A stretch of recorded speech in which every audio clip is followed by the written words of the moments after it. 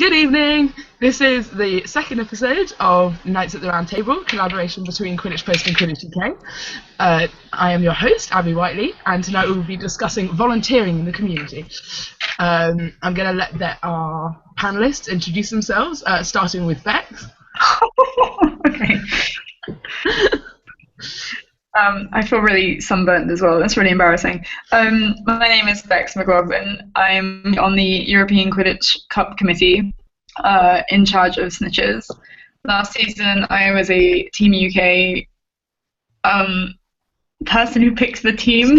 Scout. Thank you. I suddenly got really nervous. Team UK scout, and I also snitch. Oh, and I'm the Southern European editor for the Quidditch Post right now as well. That's it. Hi, I'm Dave Godden, and I'm the Assistant Gameplay and Events Director for QuidditchUK. I head ref a fair amount. I've done 2 BQC finals and refed at EQC and European Games. And I've even snitched a little bit, but less said about that, the better. Hi, I'm Jan Mikołajczak. I am a co-founder of Blue Hawk Quidditch Supplies. I've also been the president of OUQC in the past, and I've helped run the set up Valentine's Cup and on various snitching and reffing things.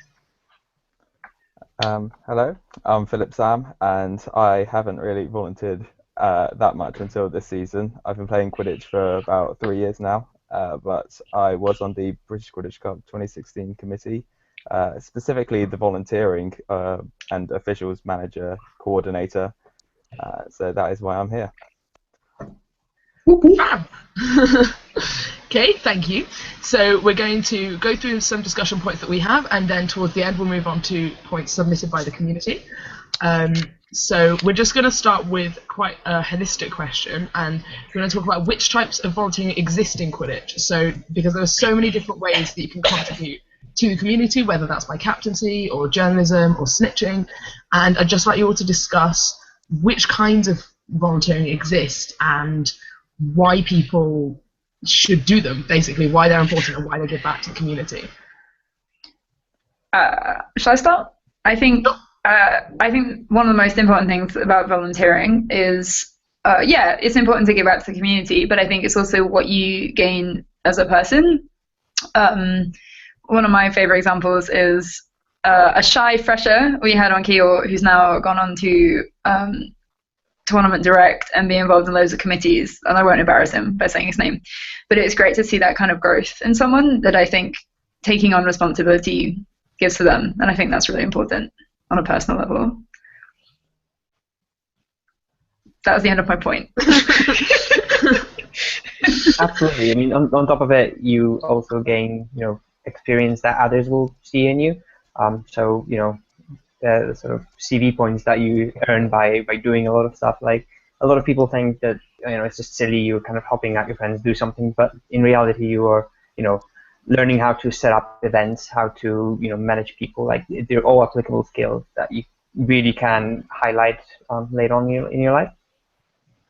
Yeah, I definitely agree on the self-development point. I think it really helps with your self-confidence and just exposes you to a load of things that you wouldn't be usually exposed to if you're just doing straight out university work.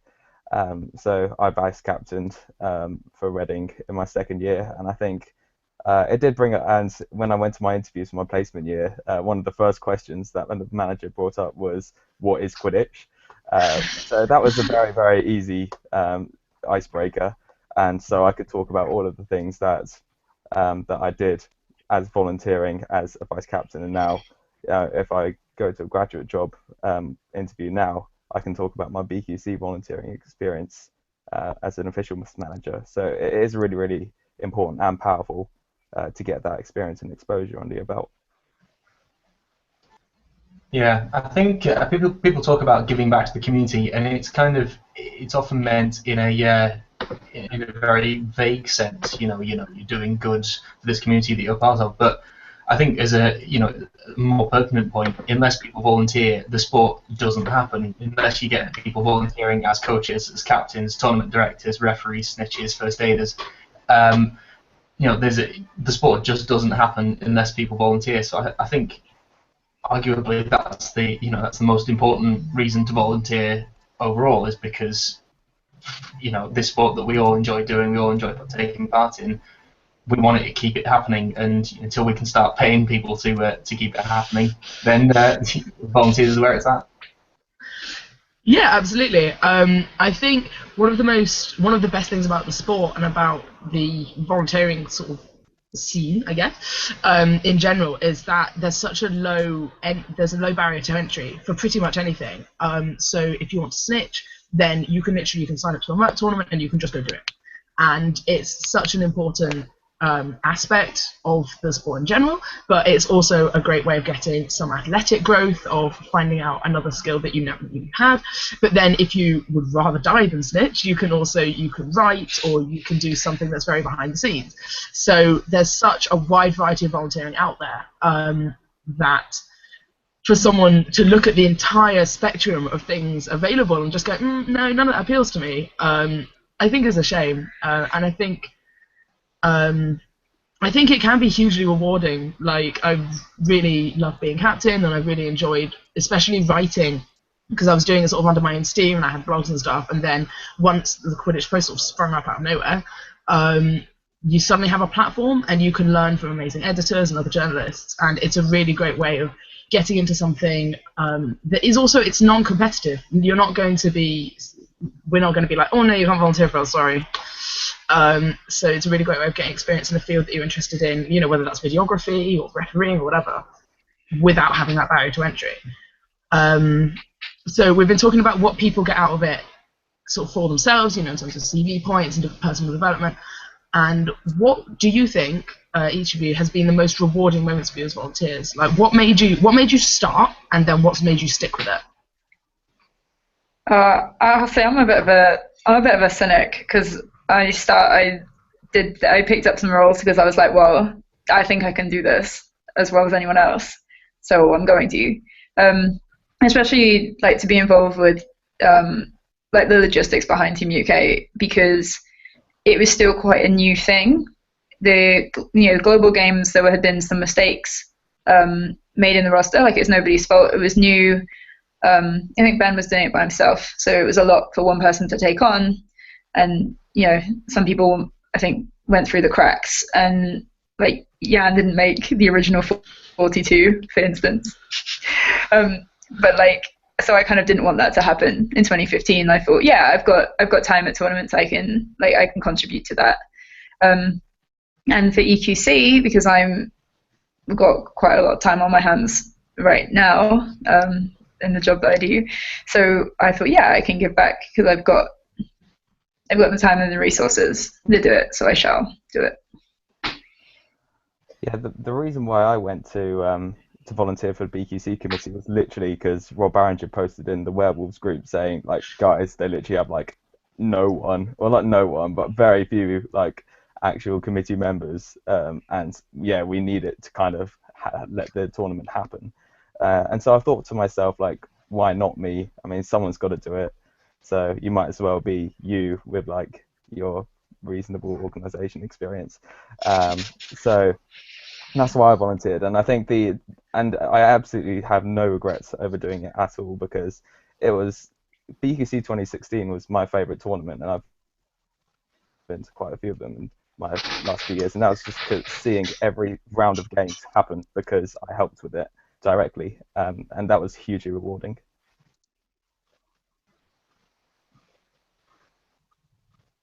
I guess a lot of the time that you start considering different roles based on completely different reasons.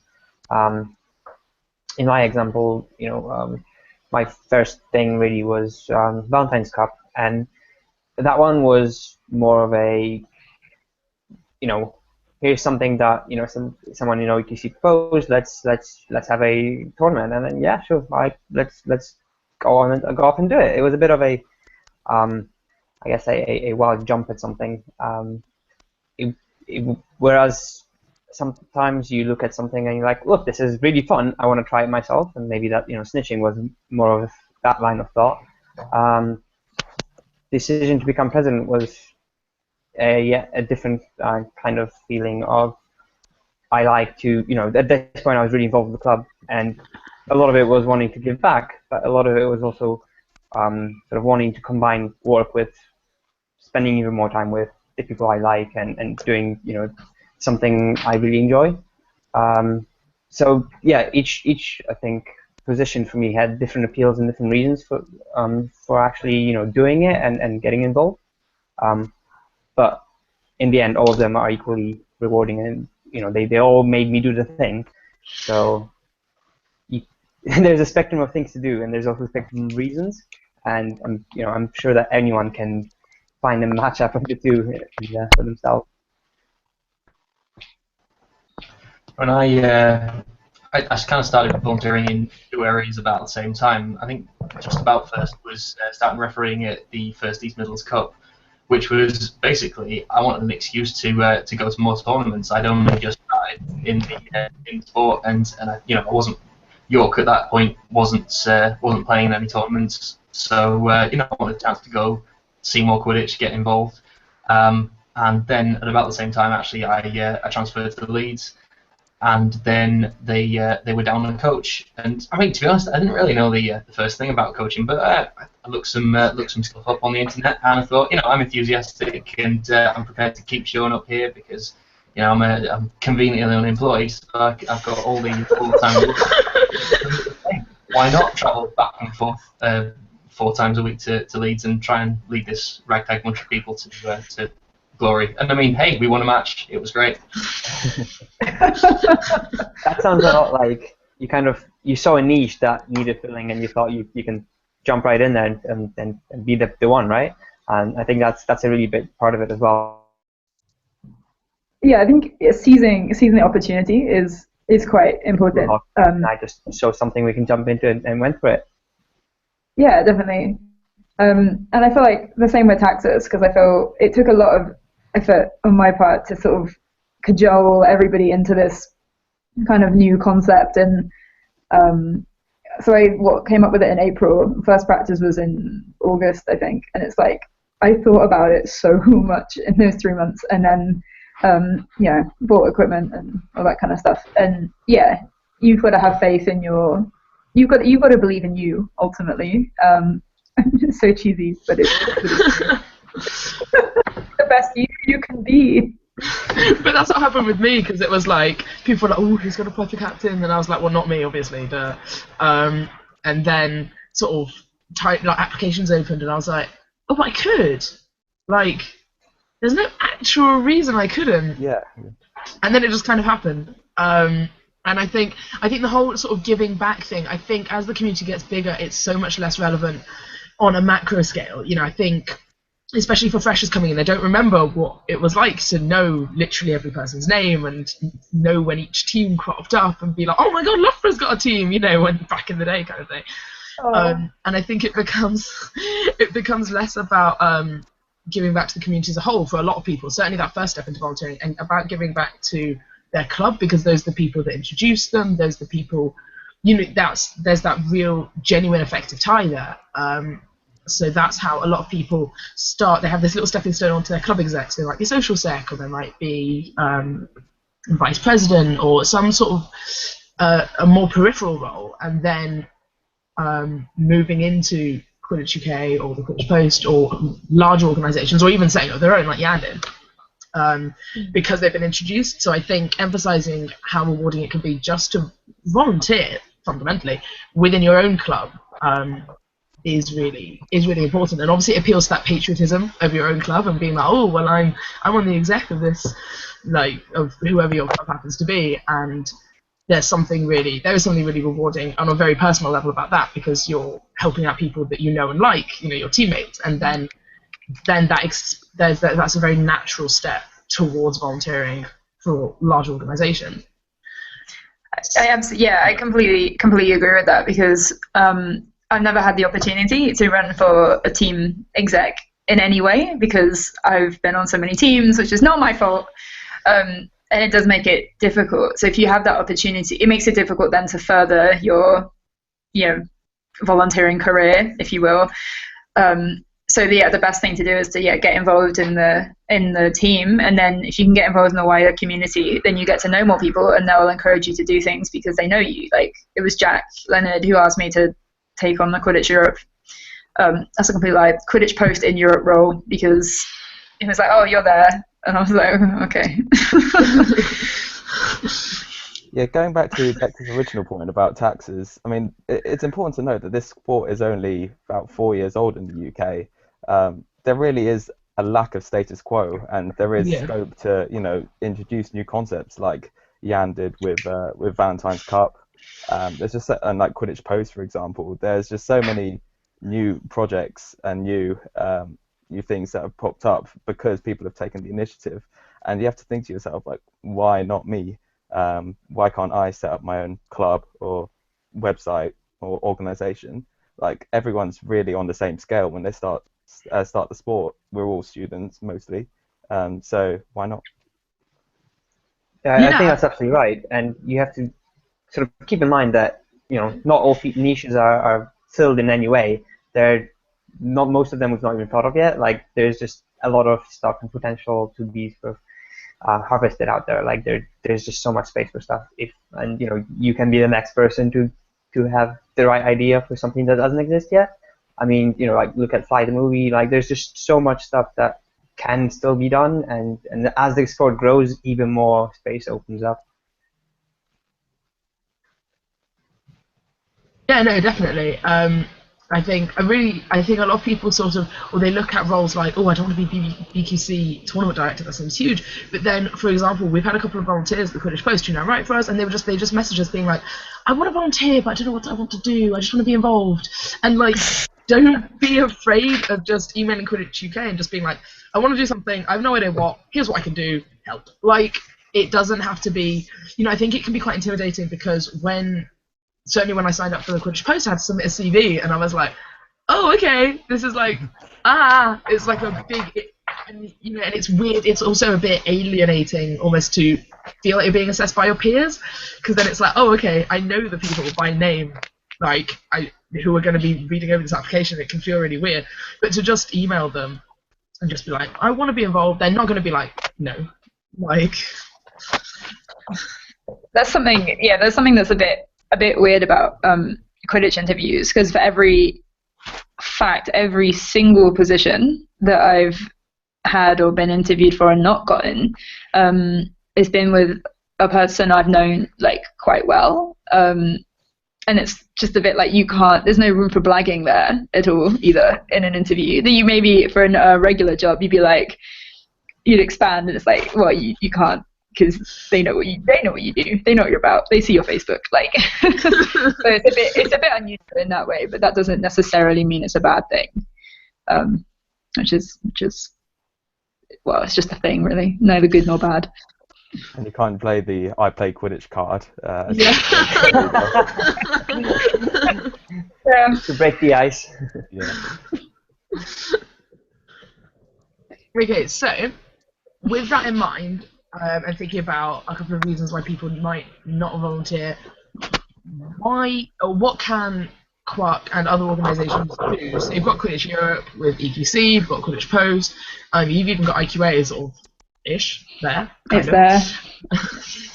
How can people be encouraged to volunteer? Like what can organisations do to make people volunteer? Like QuidditchUK has the perk box thing, which I assume has helped. But what else do you think organisations can be doing? So, or the IRDP as well, Dave. What can they be doing to reach out to people and make volunteering a more appealing prospect? Sorry, Bex. I'm gonna say material gain is my number one thing that I think attracts people to any sort of volunteering job. I think with everyone being a student and all that, I think everyone's really their own sucker inside for like either money or water bottles or jumpers like this. I was so jealous of the water bottles. I was like, if I'd known, I would have volunteered. Yeah, exactly. Yeah, that is true. I was there. She did say that. Yeah. So I think it's providing kind of little gifts payments here and there, and I think that's the main driver. But until we get to that stage where we're at, where we can pay, the UK president a salary, it's going to be driven a lot by volunteering. See, I disagree with you there, Phil, because I think the UK is actually behind the times in some respects because, well, I mean, it wasn't applicable. Well, maybe it is. Okay, I'm just going to finish my point. Because I've been to Norwegian Cup, French Cup, Catalan Cup, and I didn't go to Spanish because I went to Valentine's. But at French Cup, I was given 3 meals and accommodation for snitching, which makes me think, oh, do you know what? Next year, I just have to get to Toulouse or Paris or wherever the tournament is, and then I get a great weekend that I don't have to pay out of pocket for. I was even picked up from the bus station, so I didn't have to pay for anything, which was absolutely fantastic. Norwegian, yeah, I got accommodation. I got a free T-shirt, which was pretty cool. I know, right? And the same was with Spanish Cup. They got accommodation and food as well. And I feel that, do we offer that in QuidditchUK for non-playing volunteers? I think we offer we offer accommodation and reimbursements to an extent, but yeah, I think it kind of falls into the same category of getting something directly back in terms of whether it's meals or food or accommodation. Oh yeah, I just mean like it was just I just really noticed that with French Cup that they sort of really went like out of their way to like they really did a lot, which was really cool. I also think like whether people volunteer for things depends quite heavily on the type of event. I know that I think Abby told me that there were so many snitches signed up for Valentine's, and not everybody could have a slot because there were just too many of them. Yeah, we had people complaining, being like, "Oh, I signed up to snitch and I can't," and it was like, "I'm sorry, but you also volunteered. It wasn't like sorry, I guess." It was very strange. Whereas like for EQC, because of the location, which is putting off non-playing volunteers, and the fact it's like the big one and nobody wants to be distracted with anything else, it's been a lot harder to get people to do the thing, even though we are paying people. So like people are getting paid €5 to snitch a game. So it's not too late. Like send me a message if you're interested in doing that. Cheeky plug, yeah, and a few non-playing snitches are getting accommodation as well, but it's still like not as easy as Valentine's. So I think the type of tournament makes a difference. I guess it's not just type of tournament; it's also the type of volunteering, because obviously you have sort of tournament volunteering like refereeing and snitching, but you also have kind of organizational ones like QuidditchUK and Quidditch Post, all that, and there's quite a difference there because to volunteer at an event, you have to get there, you have to kind of, devote time at this specific weekend kind of thing, and that means that it's a bit more costly in some sense if you weren't planning to go there in the first place or so. So there, any material gain is more of a reimbursement, whereas if you're sort of volunteering at a sort of organizational capacity, I think that material gain is a bit more of an encouragement rather than reimbursement, and I think you kind of have to treat the two differently. I think it's an interesting point actually, because they are very different kinds of volunteering. I mean, I was out injured for a fair amount of time, so I was able to referee solidly through tournaments, and I think it was at Valentine's too. I made as much doing a day of refereeing as I was making at my day job, just because I did solid head refereeing all day, and that was great. But and I think that was more than fair recompense for the work. But I think the danger with attaching material value to organisational volunteering is that there's an awful lot of work. I mean, all of you know there's an awful lot of work that goes in, hours and hours and hours. And I know that it's at busy points for QuidditchUK, and indeed when coaching and captaining Leeds, I wouldn't have lunch breaks because it was Quidditch stuff. I wouldn't have evenings because it was Quidditch stuff.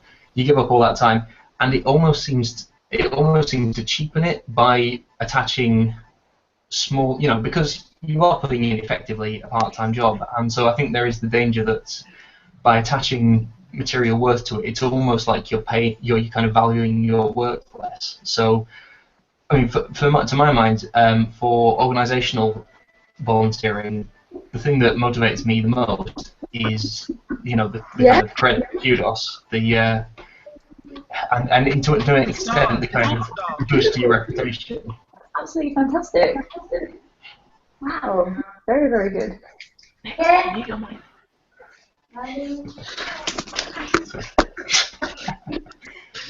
But yeah, so basically, I think that there is a danger in. Perk box is great. I mean, I barely got any use out of it personally, but I think as a concept, it's kind of a, hey, this is a nice little thing that Quote can do for you. But I think until you can get to the point where you're actually getting salaried employees, putting too much of a monetary value on it can make you feel like you're working for less than minimum wage, kind of thing. See, I disagree with you, Dave, actually, because I think, like, when I was volunteering for to do the BQC stuff, like, I would spend like an evening or two with the schedule, work with Hannah with that. But I found the added-on material gain to be a bonus rather than a certain valuation of my time. Because at the end of the day, like, even when I was spending my entire evening doing it, like, I enjoyed doing it because I knew what was coming out of it in the end, and I knew that as well as material gain that I'd get with it, that I'd be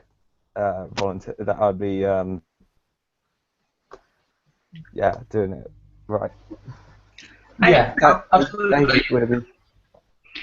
I think something that I think can leave a bitter taste in people's mouths is if you don't get at least your travel to an event covered if you're volunteering specifically. Like, sorry about the interruption. My 10-year-old wanted to show me her project. Sorry. But yeah, like, if you, like, I remember I wanted to sort of try and get like Snitch Academy thing, like, going back last season, because I felt like that it needed to be going. And I said, look, Dave, I was unemployed, so I had the time on my hands, but I had like not enough money to get there.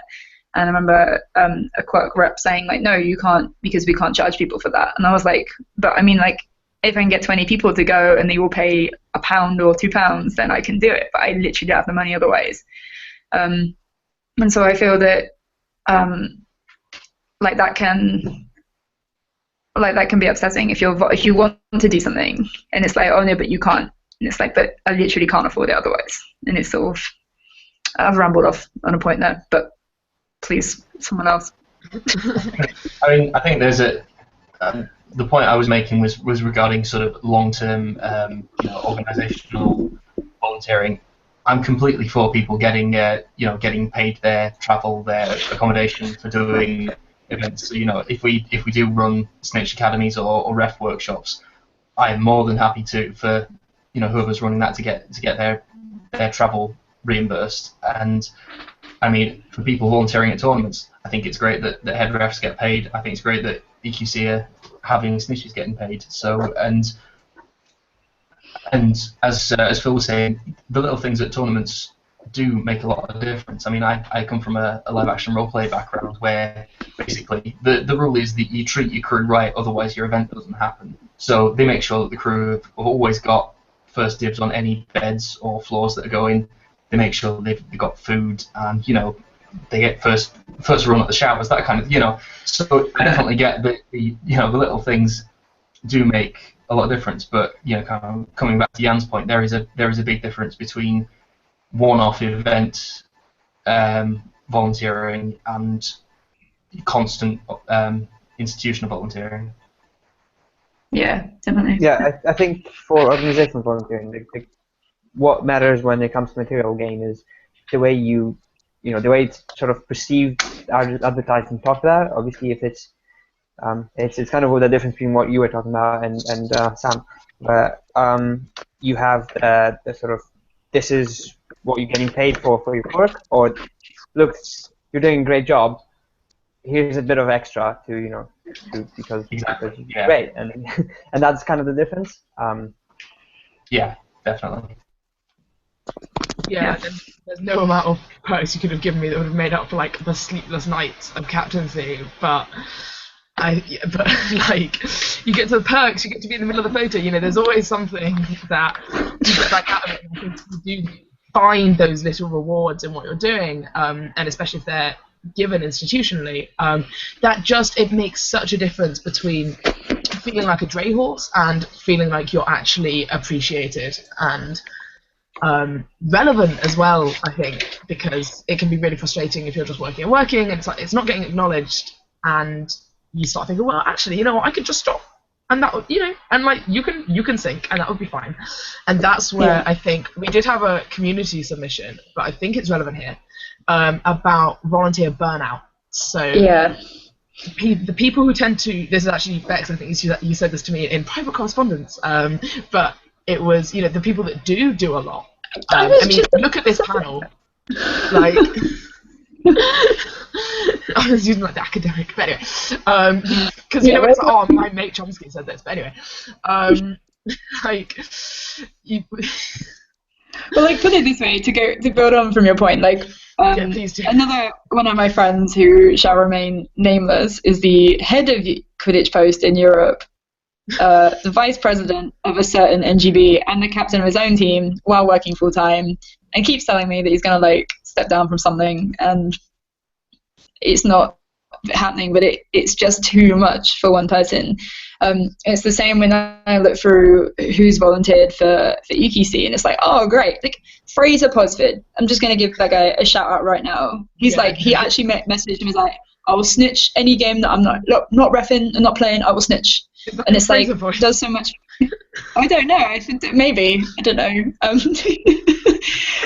And so you get these people who just like go like above and beyond, and then you have people who have never done anything, and it's like, you're not obliged to do anything, but it's like, come on now, at least go ref. Come on, like. Yeah, I mean, volunteer burnout is definitely a thing. I mean, I think I've refed pretty much every free slot I've had, every tournament I've been to this year, which is a lot of them.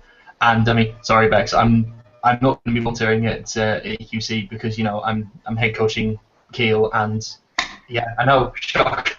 But yeah, I'm not the ref coordinator. So also you're alright. But yeah, so no, it definitely is a thing, and I mean, no, for me it's a case of, you know, I've done every tournament this year, and at this point I need to focus on making sure that the team gets through the tournament as much as possible, and you know, it'd just be really nice to actually be able to sit and watch some Quidditch for once. That is the thing, isn't it? Like, I mean, no lie. Like at the end of the BQC final, I basically just sat down and didn't move for about 15 minutes. I mean, the players looked exhausted, but I was just. Yeah, I was gonna say same. Yeah, I mean, and that, you know, I'm sure everyone who's volunteered for a lot at a tournament will say the same. You know, you get to the end of the tournament, and you've basically been running around all day for 2 days, and yeah, it's exhausting. It's mentally exhausting as well as physically exhausting. So I can definitely see why people go, right, I need a tournament off. This is my time to actually, you know, relax a bit. Because I think it was Tula of the Netherlands wore a pedometer for reffing like nearly everything at French Cup, and she covered like several kilometers just on the pitch, up and down.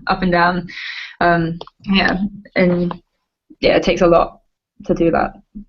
I think it's about breaking down the barrier between like not doing anything and just like getting onto that ladder, because I think once you're on that ladder, then you're up and away, and you're doing CEO of Quidditch Post or whatever. And so like we really have to just, I think, find a way of breaking down the barrier so that we can eventually create more Dave, so that Dave can have a rest, etc. He doesn't want rest. He wants all the money and all the stars.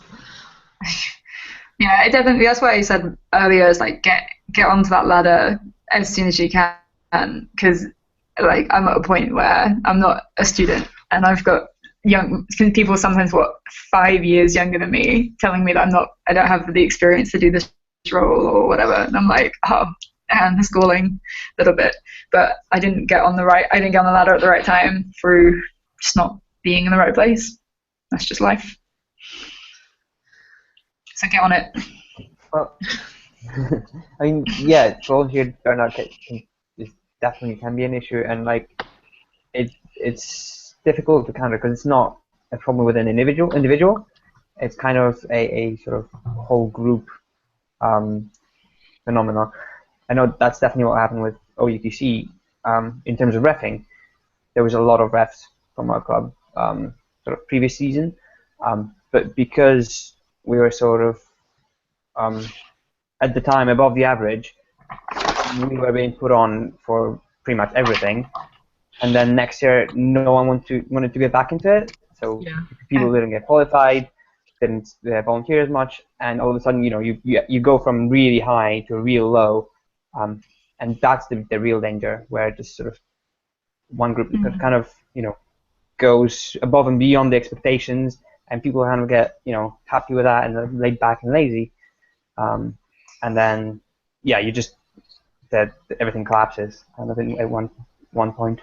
Yeah, we've got like 2 qualified refs now, and like at BQC I was like, it'll be fine, we have loads, and I was like, no, they just didn't get re-qualified. Because I remember at BQC 2, like, the rest there, like, Luke, you need your team, and he's like, 3 are first aiding, 2 are ass reffing, 1 snitching over that, like, and I think, I think because I know there's a submission about North versus South, and that kind of dichotomy, and I think Kiel versus World. Kiel does so much, and OUQC does so much, and I feel like in their respective areas, everyone else goes, oh, well, Kiel can, or OUQC can. It's like, no, like everyone else also needs to do stuff. Because you look at the BQC final, Connor was snitching, Dave of Kiel was head reffing, Ollie and Norton were assistant refs, and even Joe and Alice were goal refs. So they actually Kiel had more people in the final on pitch at any one time than either of the teams. So, and I think that kind of ethos like flows from, well, I'm just going to get into it. It flows from Kiel because you don't need to go there if you want to be part of a community, because it's a very community-heavy university, and I think that kind of flows out. And then because we've got the president of QuidditchUK and all that kind of stuff, and Ben used to be the president, and that kind of ethos stays, and the freshers kind of get consumed into that, like not in a bad way, like it's a good thing. And then it kind of follows through, but it's because they've got people to look to set an example, and you're coming from that kind of community. It. Yeah, it's like, that's what Kiel do. Yeah, they volunteer, they do stuff. They did the first Northern Cup and stuff like that. Like, that's what Kiel does. I mean, from a practical standpoint, there's never any question that, oh hey, we can probably go home. Like, obviously you're never going, oh yeah, we'll be able to go home after the first match because we'll be getting knocked out. But there's no question at Kiel that we'll be staying till the end of the tournament because we're bound to have someone reffing pretty much the whole day. So yeah, and at that point you do get a bit of momentum because you then get people going, oh well, if we're staying till the end anyway, we might as well lose. So exactly. Yeah, I think it's important then. It's to set. It's for all clubs, like whether it's Kiel or Kent, for example, to set that volunteering standards and that normalization for the rest of the club to follow.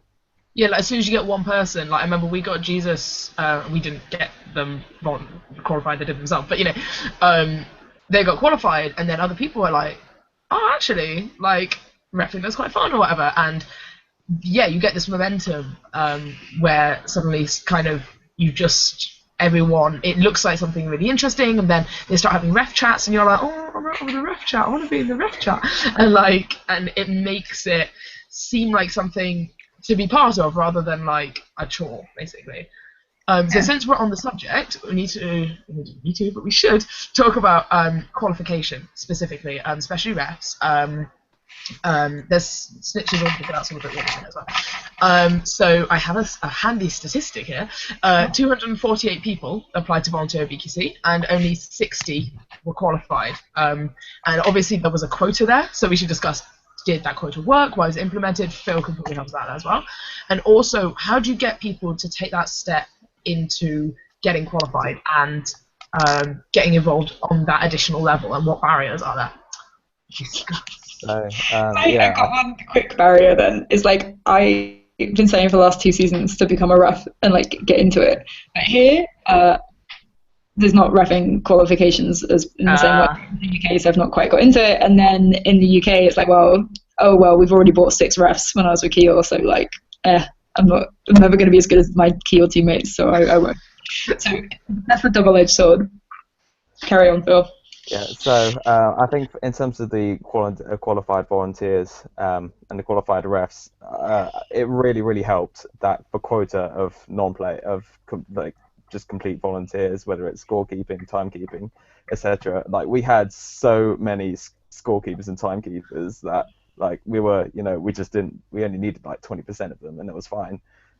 So I think going forward, I think we should actually implement a quota, like electing at least one qualified assistant ref or snitch ref, because that then sets also the precedent of the volunteering culture that will hopefully spread on from that. But how do you get people there? Like you can say, well, we have a quota of 1 AS ref, and you can be like, we have no AS refs. Like, how do you think clubs should go about getting to do that, or what can QuidditchUK do? I think QuidditchUK will just have to implement, set the hard quota whenever it comes to Southern Cup, Northern Cup, BQC, and then it's up to. I mean, you could say like the existing clubs, Oxford, Werewolves, have to bring this set number of referees, and newer clubs that only set up in the last 1 year will only have to bring along 1 referee or something like that. So obviously then you'll have clubs like, say, Southampton having to say, for example, I don't know how many qualified assistant refs they have, or snitch refs. I think.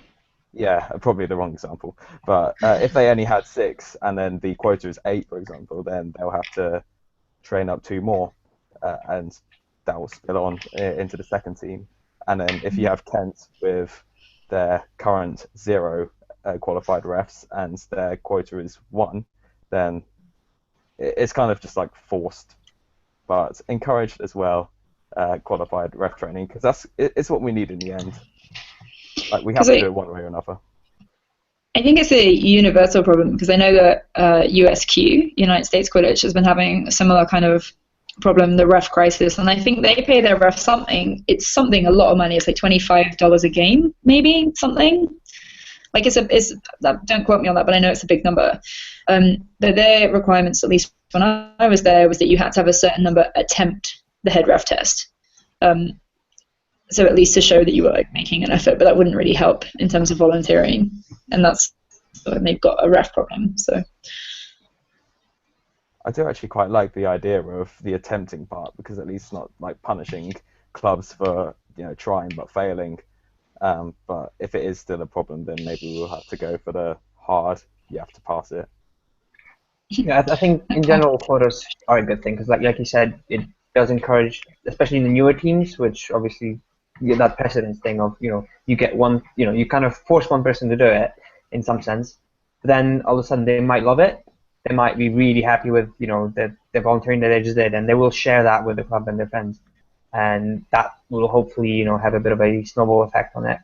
I guess one idea which is worth discussing is sort of a different way of encouragement of in material gain, but one which doesn't go for the person but for the team. For example, lowering team entry fees for every assistant ref or qualified volunteer that's applied to volunteer at the tournament, something like that. That could really encourage people to do it, because they will know that it helps their club sort of directly.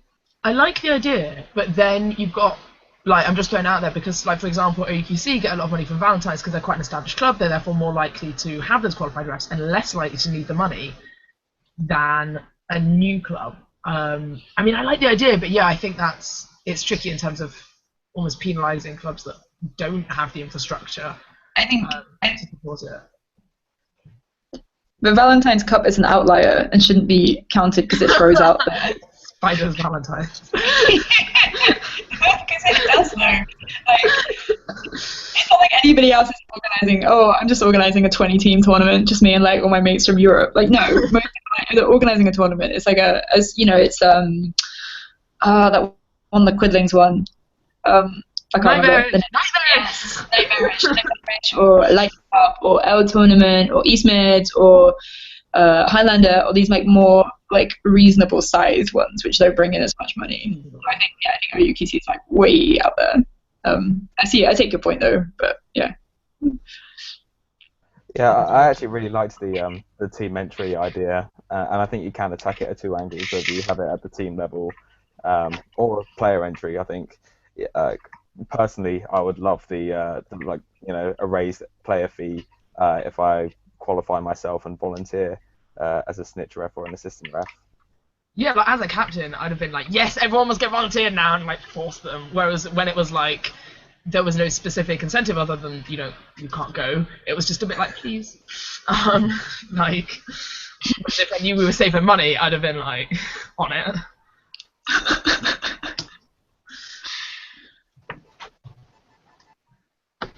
So you say it would discourage sort of newer teams, but at the same time. Not discourage, but penalise. Sure. Okay. Fair. But if it's done sort of with a reasonable structure, I think it could sort of even help them out more. Because if it was announced with enough time for people to sort of target it and go like, right, we know we're a new club, we don't have much money. Let's really make sure that we can get that discount. Yeah, that's true actually. That'd be a massive drive. They can pay up.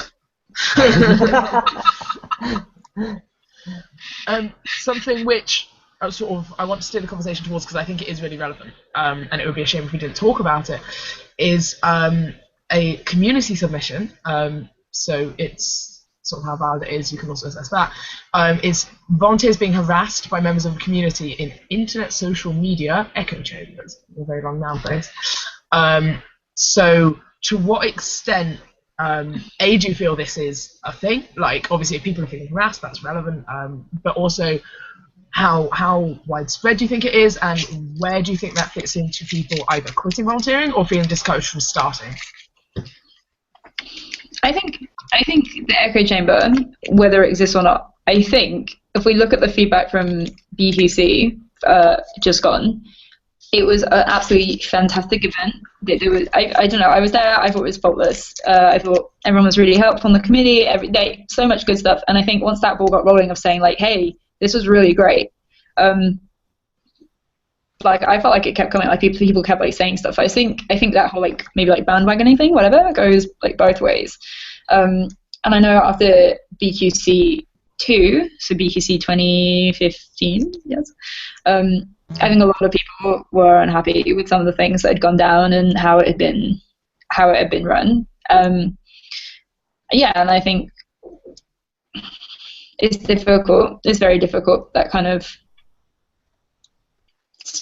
thing, and that's why there's feedback forms and things like that. Like, and that's why it's good we've got moderators on the UK page, because anything that is anything near harassment would get deleted now anyway, whereas it wasn't the same in the past. That doesn't really answer the question. It kind of skirts around it, but it licks the question.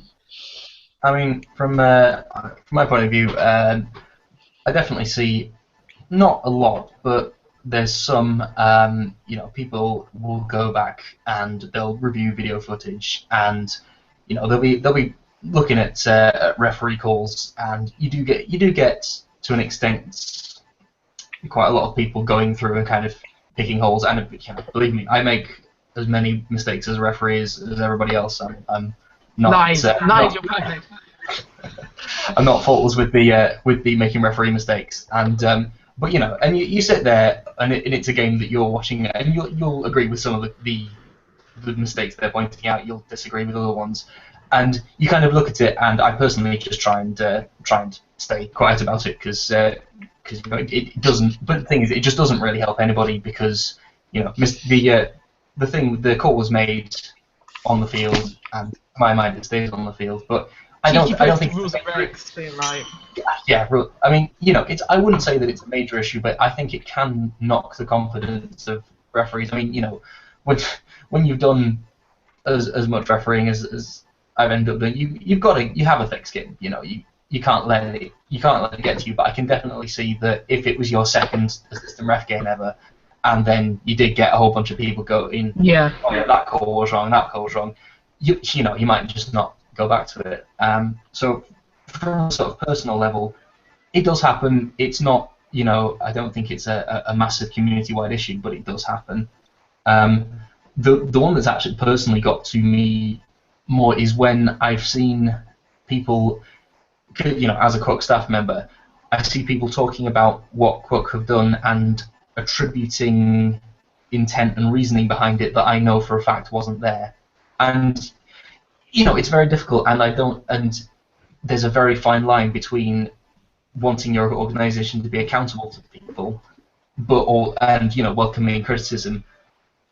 But at the end of the day, you can't sit there and explain the reasoning behind every last decision. Otherwise, it's just impractical. But and you do get a bit of echo chambering there. People will start. I know with the for instance, with the broom rule that the IQA then ended up repealing, but initially QuidditchUK had gone with USQ's ruling that we'd only be using 7 brooms, and that caused a vast amount of and I mean, for the record, I didn't like the rule much myself, but for a bunch of reasons, we decided to stick with it as a rule. And then you were sitting there reading the comments thread, and sort of I was looking at it and going, oh, they're not really attributing the amount of thought that we put into it there.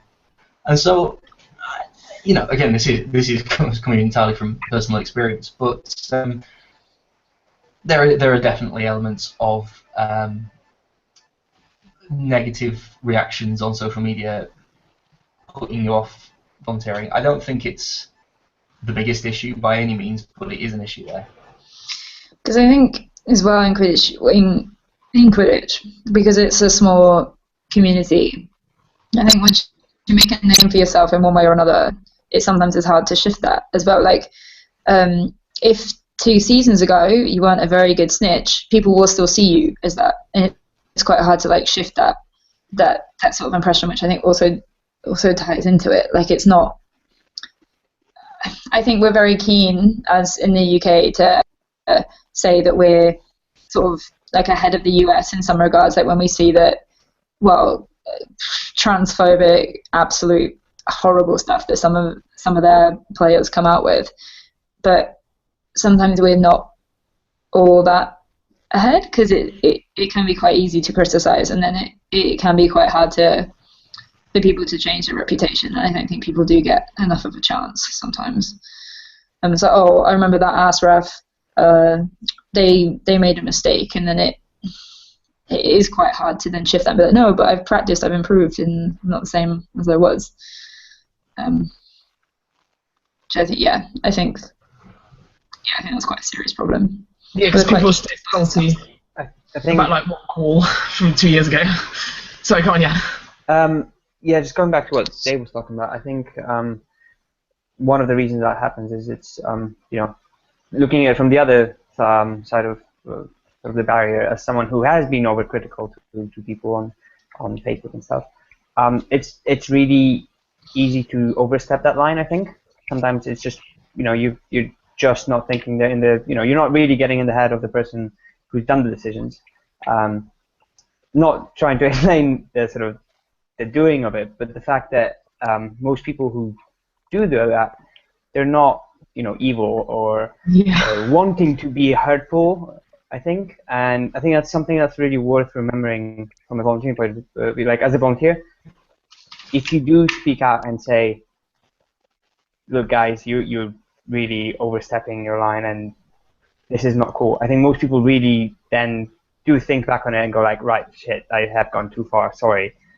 That's just my sort of 2 cents. I think that's definitely something I've seen and been involved with before, and that's kind of the impression I took away from it. I think there's very rarely, I would say it's rarely malicious. I think it's, in the most cases, it's, it was But but yeah, I don't think there's an awful lot of malice. I think the main issue, and it kind of relates to the scale of the sport, is that I think people think very much of USQ as a kind of big faceless organisation, and Yeah. to an extent it's like that with Quidditch UK as well. They think about QuidditchUK as an organisation separate to, the people that they know personally in it, and therein lies the difficulty with members of the community being match officials and being part of the national governing body. You're never going to get a perfect balance between between organisation and person. It's never going to happen. But all we can really do is recognise the issues that are there and try and mitigate them as best we can. Because I think that helped when the Facebook group was made unofficial, because now the drop off has been with the whole personal asterisks and QuidditchUK official asterisks and all this kind of stuff, and it's no, if you want to contact the organization, you contact them through their website, through their email addresses, through the proper forums. This page, though it has a lot of the same people, is nothing to do with them, and I think that kind of, to me, that helped. I feel, because it sort of separated out that echo chamber. Great. And I think also people are all human. I'm definitely not proud of everything I've done in Quidditch, and you say things in the heat of the moment you don't mean, and yeah, it's human and it's wrong, and everybody needs to sort of calm down. Yeah, a little bit. Yeah, I think the use of the contact form and kind of referee review tools, that's definitely helped. I think I haven't actually seen much of the harassment myself, but I can only think that that's because I think maybe there was a little bit more of it in the past. It might still happen today, but I just haven't seen it. But I think having that contact us form there really, really does help with the gang mentality and the echo chamber, because then you can directly ask the tournament officials in question, and they can get direct answer back without everyone going, yeah, I agree, without, and then it kind of seems it kind of seems like the world is against you when it's not really the case. Also, it's about I felt for BQC last year, I was on the committee for it and then stepped down for various different reasons. So I felt well, I did contribute. So now I know I'm being critical, but I was there, and I put my money where my mouth is, kind of thing. And I feel that the most annoying thing is when people complain, and then it's what do you do exactly? Then people complain about, yeah, but do you write for them? Do you contribute in any way to making it? But no, okay then, because you're not relevant. So you may as well not say anything, unless you're trying to make it better. In my opinion, asterisk personal. It all stems back to if you're not happy about it, do it yourself. Yeah, exactly. Yeah, just gotta step up. I think just one more point about social media is the fact that I like that we have Quid Crush, and then the USQ equivalent is Quid Secrets, where people post absolutely. I read it religiously because it's like Gossip Girl, but people say such horrible things, and I feel yeah, that's good that doesn't happen here. Yeah, I think people think that there must be loads of really awful things that we delete, and it's not really. There's never you never get people being oh, and fuck this person in particular. That just don't get it. I mean, not in the aggressive way anyway. So on that note, that's all we have time for. We didn't get to talk much about snitches, which is a shame, but I think for EQC. Snitch EQC. Thank you very much to all our lovely panelists. I think it was a really good chat, and I hope you all have a lovely evening, and I hope everyone found this very insightful. Thank you for having us, Abby. Thank you. That's all right. Thanks. Okay.